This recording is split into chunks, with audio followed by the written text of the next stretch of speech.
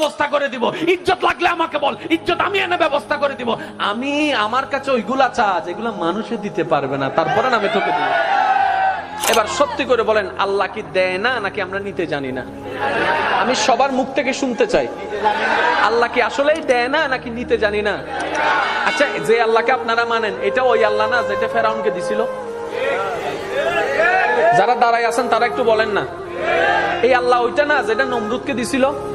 এই আল্লাহ ওইটা না যেটা আবু জাহেলকে দিছিল?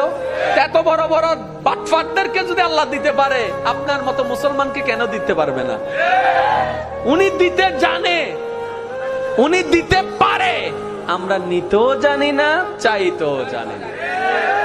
অনেক আল্লাহর বান্দা আছে বলে, আমি নামাজ পড়ি, তারপর আল্লাহকে চাইছি, আল্লাহর কাছে চাইছি, আল্লাহ আমাকে দেয় নাই। রোজা রাখছি, চাইছি আল্লাহর কাছে, আল্লাহ আমাকে দেয় নাই।